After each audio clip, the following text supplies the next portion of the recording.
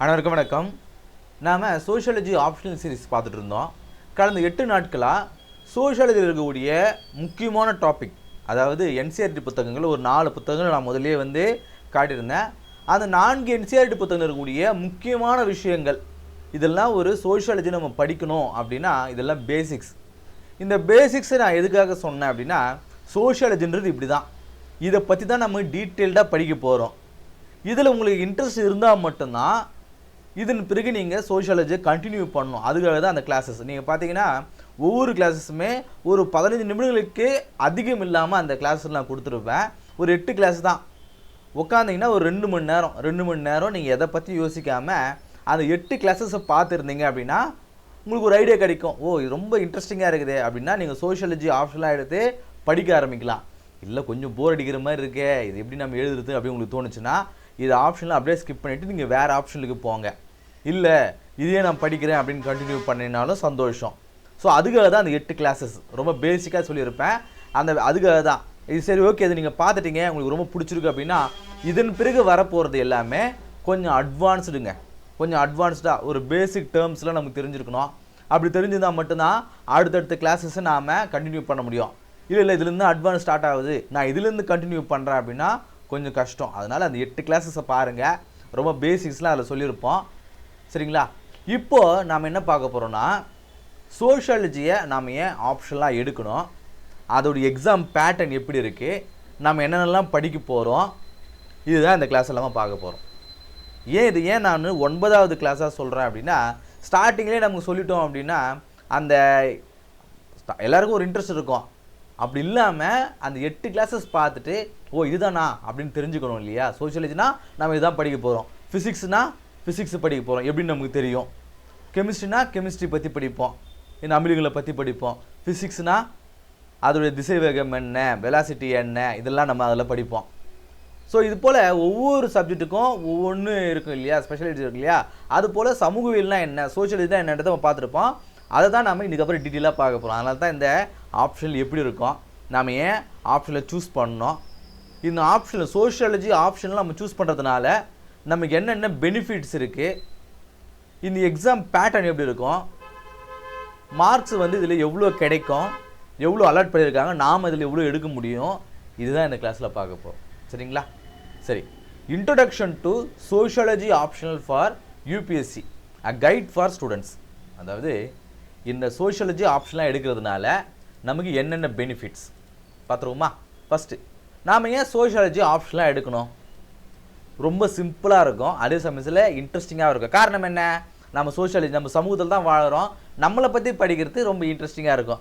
பக்கத்து வீட்டில் ஏதாவது ஒரு நடக்குது அப்படின்னா நம்ம எப்படி கேட்போம், ஆர்வமா என்ன நடந்துச்சு அப்படின்னு கேட்போம் இல்லையா? அதுபோல் நம்ம சொசைட்டியில் நடக்கக்கூடிய விஷயங்களே நம்ம படிக்கிறதுனால இன்ட்ரெஸ்டிங்காக இருக்கும். பாருங்கள், sociology deals with everyday life. நம்ம தினந்தோறும் வாழ்க்கையை பற்றி தான் படிக்க போகிறோம். சொசைட்டியை பற்றி படிப்போம், கேஸ்ட்டை பற்றி படிப்போம், ஃபேமிலியை பற்றி படிப்போம், நம்முடைய கல்ச்சரை பற்றி படிக்க போகிறோம், சொசைட்டியில் இருக்கக்கூடிய இன்இக்வாலிட்டியை பற்றி படிக்க போகிறோம். இப்படி நிறைய ஆஸ்பெக்ட்ஸில் சொசைட்டியில் இருக்கக்கூடிய விஷயங்களை நம்ம படிக்க போகிறோம். இதை எப்படி நம்ம படிக்கிறோன்னா, நம்ம அப்சர்வ் பண்ண போகிறோம். நம்ம படித்ததை நம்ம சொசைட்டியில் போய் அப்சர்வ் பண்ணும்போது நாம் என்ன பண்ண முடியும், ஈஸியாக ரிலேட் பண்ணிக்க முடியும், அண்டர்ஸ்டாண்ட் பண்ணிக்க முடியும். கரெக்டாக இல்லைங்களா? இப்போ ஜாகிரஃபி நீங்கள் ஆப்ஷனாக அதை படிக்கிறீங்கன்னு வச்சுங்களேன், எரிமலையை பற்றி படிப்போம், டெக்டானிக் பிளேட்ஸ் பற்றி படிப்போம், நிறைய கான்டினென்ட் பற்றி படிப்போம். இதெல்லாம் போய் நேரில் பார்க்குறோமா? கிடையாது. இப்படி இருக்கும் அப்படின்னு உருவப்படுத்தி நம்ம பார்க்குறோம். நம்ம ஏரியாவில் எங்கேயாவது வல்கனோ இருக்குதா? கிடையாது. எர்த்வேக் நம்ம ஏரியாவில் எதாவது நடக்குதா? கிடையாது. கரெக்டு தானே? பெரிய பெரிய மவுண்டன் ரேஞ்ச், இமேலியன் மவுண்டன் ரேஞ்சுலாம் நம்ம எதுவும் பார்த்து கூட கிடையாது. ஆனால் நம்ம அதெல்லாம் உட்காந்து படிச்சுட்டு இருப்போம். ஆனால் சோஷியாலஜின்றது அப்படி கிடையாது.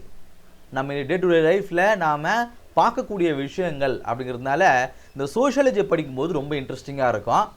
ஒன்றோடு ஒன்று எக்ஸாம்பிள்ஸ்லாம் ஈஸியாக கொடுக்க முடியும். இப்போது நான் பிஏ தமிழ் படிச்சுட்டு ஒரு எக்ஸாம் லாஸ்ட் செம்முக்கு முந்தின செம்மு.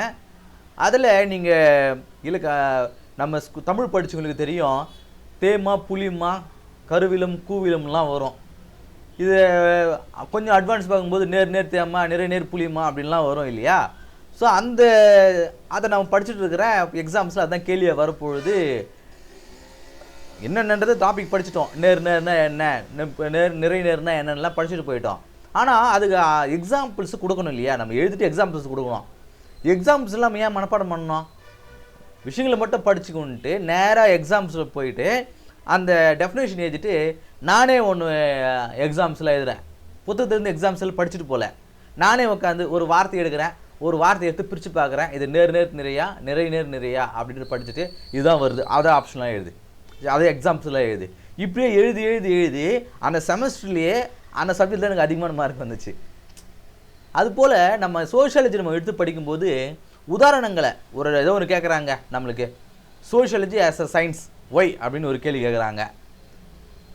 இப்படி நம்ம கேட்கும்பொழுது அதுக்கான எக்ஸாம்பிள்ஸ் அப்படிங்கிறத நாம் சொசைட்டிலேருந்து எடுத்து கொடுக்கலாம். நம்ம வீட்டில் நடக்கிற ஒரு எக்ஸாம்பிள்ஸே நம்ம விஷயங்களே நம்ம எக்ஸாம்பிளாக கொடுக்கலாம். அதனால் ரொம்ப இன்ட்ரெஸ்டிங்காக இருக்கும், இது ஈஸியாக இருக்கும். No academic background needed. இதுக்கு நம்ம காலேஜில் நம்ம பிஏ சோஷியாலஜி படிச்சிருக்கணுமா? இப்போ மேக்ஸ் படிச்சிருந்தோம் அப்படின்னா பிஎஸ்சி மேக்ஸ் படிச்சிருந்தா நம்மளுக்கு இது யூஸ்ஃபுல்லாக இருந்திருக்கும். ஆனால் சோஷியாலஜியை நம்ம அகடமிக்கில் காலேஜில் படிச்சிருந்து இது அப்படியே வந்துடணும்னா அப்படிலாம் கிடையாது, யார் வேணாலும் எடுத்து படிக்கலாம். No academic background is needed. ஒரு ஆர்ட்ஸ் பேக்ரவுண்டோ சோஷியாலஜி பேக்ரவுண்டோ இதுக்கு தேவை கிடையாது. ஒரு ப்ராப்பரான கைடன்ஸோட என்சிஆர்டி புக்ஸையும் ஸ்டாண்டர்ட் புக்ஸையும் நம்ம படித்தாலே போதுமானது. இதில் நம்ம மாஸ்டர் பண்ணிடலாம். கரெக்டாக இல்லைங்களா?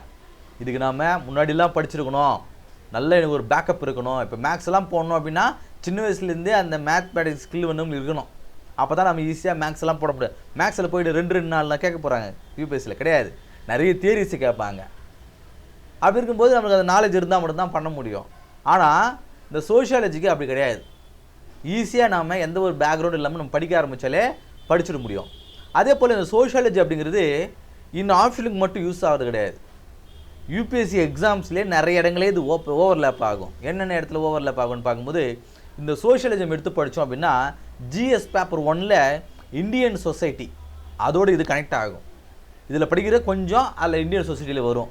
அது இந்தியன் சொசைட்டியில் என்ன வரும், கேஸ்ட் வரும், கல்ச்சுரல் பற்றி படிக்க போகிறோம்.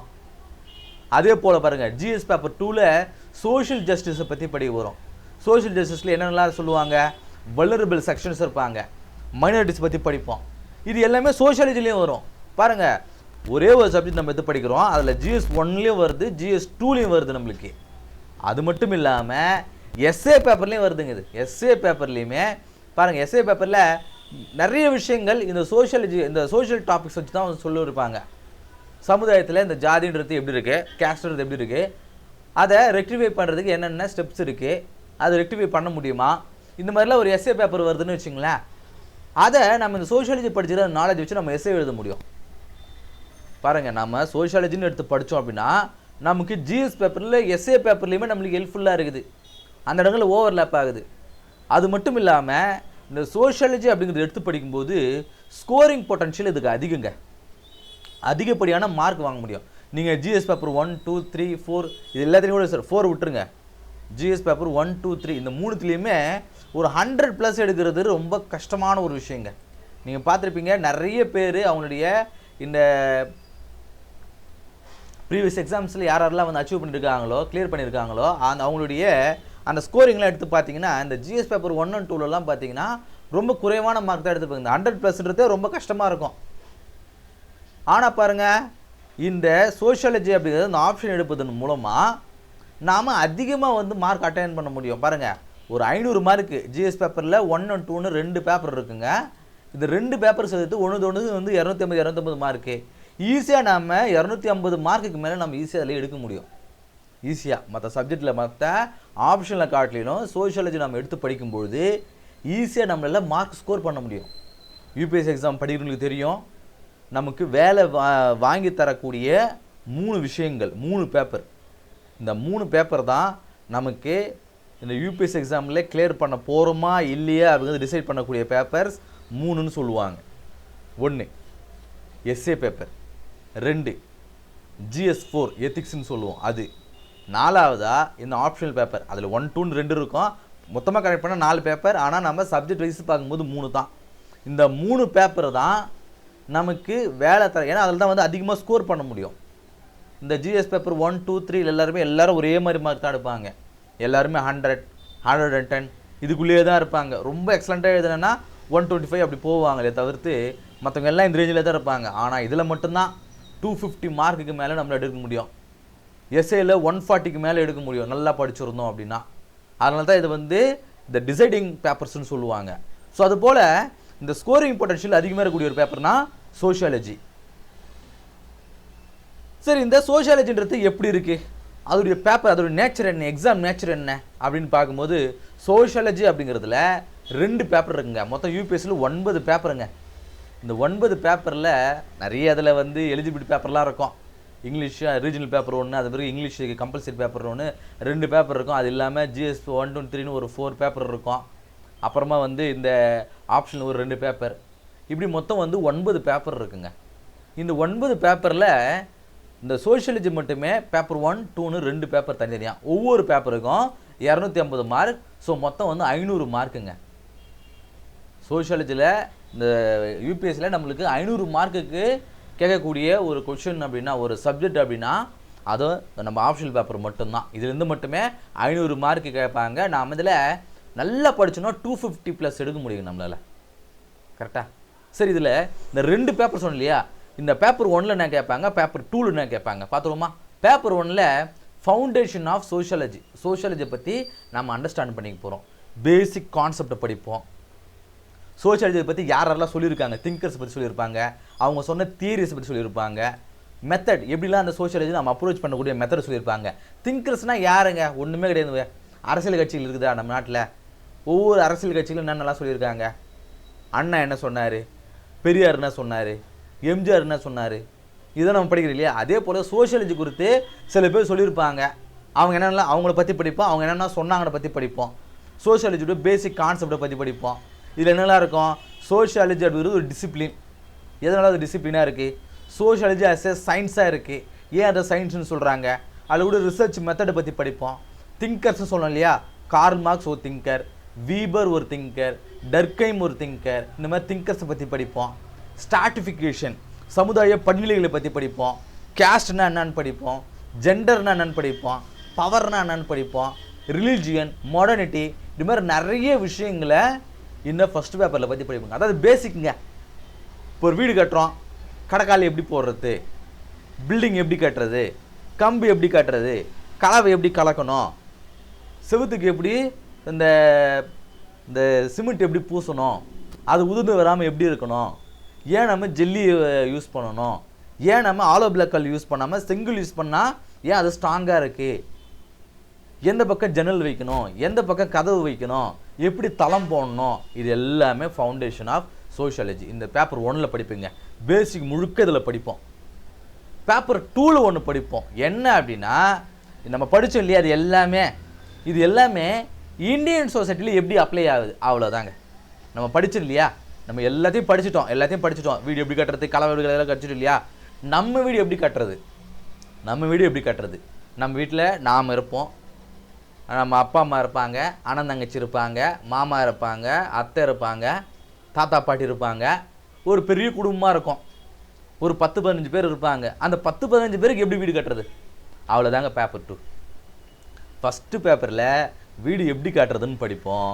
பேப்பர் 2ல் நமக்கு எப்படி அந்த வீடு கட்டுறது, நமக்கு வீடு கட்டும்போது நம்ம வீடு எந்தெந்த மாதிரி ஃபெசிலிட்டியோடு இருக்கணும், நம்ம லேண்ட் எப்படி இருக்குது, நம்ம லேண்டில் மண் எப்படி இருக்குது, அதுக்கேற்ற மாதிரி எப்படி பேஸ்மெண்ட் போடுறது, கரெக்டாக இல்லைங்களா? இதை பற்றிலாம் படிக்குது பேப்பர் 2ங்க. ஸோ பாருங்கள், deals with structure and change in Indian சொசைட்டியுடைய ஸ்ட்ரக்சர் என்ன, அதில் எப்படி சேஞ்ச் ஆகிருக்கு, சோஷியாலஜி அப்படிங்கிறது எப்படி உருவாகிருக்கு, எமர்ஜி உருவாகிருக்குன்னா ஒரு மாடர்னிட்டியால் தான் உருவாகியிருக்கும்.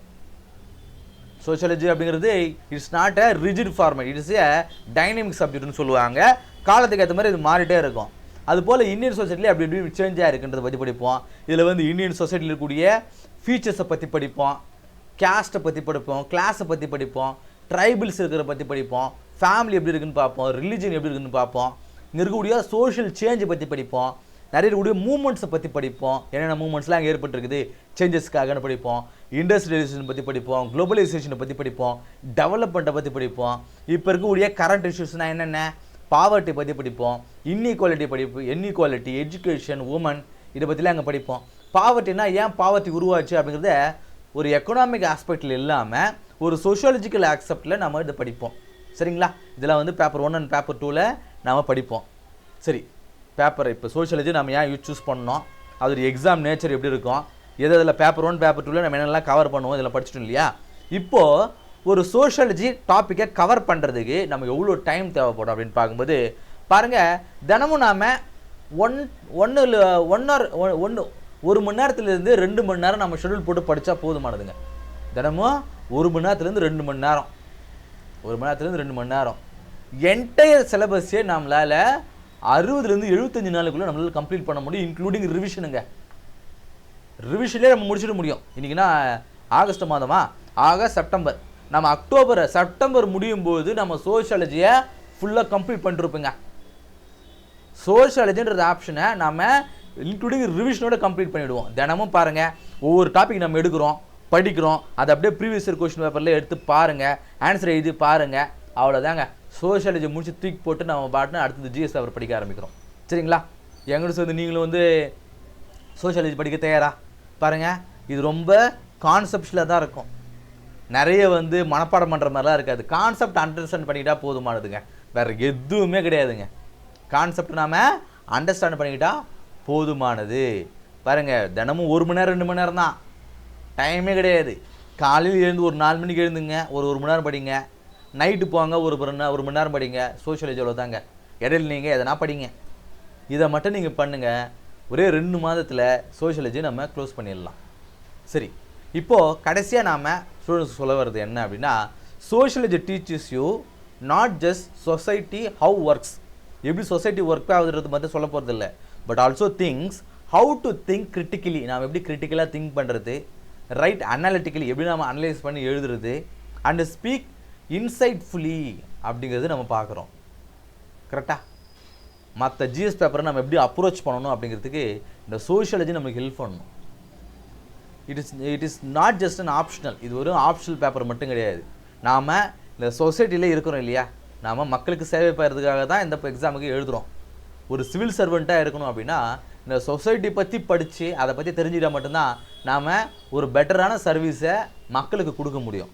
அதனால் மற்ற எல்லா சப்ஜெக்டை காட்டிலும் சோஷியாலஜி அப்படிங்கிறது ரொம்ப முக்கியமான ஒரு சப்ஜெக்ட். ஏன்னா நம்ம மக்களை பற்றி படிக்க போகிறோம். மக்களை பற்றி படிப்பதனால அவரோட நிறை குறைகள் நமக்கு தெரியும். இப்போது வேறு ஒரு ஆப்ஷனில் ஒருத்தர் எடுத்துகிட்டு வராருன்னு வச்சுங்களேன், அவருக்கு சமுதாயத்தில் வறுமை, பாவர்ட்டின்னு ஒன்று இருக்குது. அது எதனால் உருவாகுது? அவன் வேலைக்கு போகல, அதனால் அவனுக்கு வறுமையில் இருக்கான் அப்படின்ற மாதிரி தான் வந்து தெரியும். ஆனால் சோஷியாலஜி படிக்கும்போது சோஷியலிசம் என்ன சொல்லிக் கொடுக்கும் அப்படின்னா, அவன் ஏன் வேலை இல்லாமல் இருக்கான், அதுக்கு என்ன காரணம், அவன் மட்டும் காரணம் கிடையாது, இந்த சொசைட்டியும் காரணம். எதனால இந்த சொசைட்டி காரணமாகுது, அதை பற்றிலாம் இந்த சோஷியாலஜியில் படிப்போம். ரொம்ப இன்ட்ரெஸ்டிங்கான ஒரு சப்ஜெக்ட்டுங்க. ஸோ இந்த கிளாஸஸ் மொத்தமே ஒரு 2 மாதம் நம்ம எடுக்க போகிறோம். 3 மாதம் நம்ம சொல்லியிருந்தோம். ஆனால் முடிஞ்ச அளவுக்கு நாம் இந்த 2 மாதத்தில் முடிச்சிடணுங்க. முடிச்சுட்டு நாம் இந்த அடுத்தடுத்த சப்ஜெக்ட் போயிட்டே இருக்கணும். இந்த சோஷியாலஜி முடிச்சுட்டு அடுத்து நம்ம எத்திக்ஸுக்கு போகிறோம். சரிங்களா? என் கூட சேர்ந்து தினமும் ஒரு சப்ஜெக்டை ஒரு டாப்பிக்கை எடுத்து முடிக்கிறோம். இந்த கிளாஸ் இல்லாமல் சரி, இந்த கிளாஸ் முழுக்க எந்த புத்தகத்தை பேஸ் பண்ணி நம்ம போக போகிறோம் அப்படின்னா, இந்த நிதின் சங்வான் அப்படிங்கிறவருடைய எசென்ஷியல் சோஷியாலஜி அப்படிங்கிற ஒரு புத்தகங்க. இதில் பேப்பர் 1 பேப்பர் 2 2 இருக்கும். நம்மளுடைய சீரீஸ் ஸ்டார்ட் பண்ணும்போது இந்த 2 புத்தகங்கள் நான் காட்டியிருப்பேன். ஸோ இந்த ஃபஸ்ட்டு பேப்பர் சொல்லக்கூடிய எசென்ஷியல் சோஷியாலஜியில் இருக்கக்கூடிய இந்த புத்தகத்தை பேஸ் பண்ணி தான் இப்போ நம்ம 1 by 1 பார்க்க போகிறோம். சரிங்களா? என் கூட சேர்ந்து நீங்களும் இந்த சோஷியாலஜி ஆப்ஷனில் கவர் பண்ண போகிறீங்க அப்படிங்கிறத நான் நம்புகிறேன். சரிங்களா? அடுத்த கிளாஸ் ஸ்டார்ட் பண்ணுவோம். All the best. நன்றி.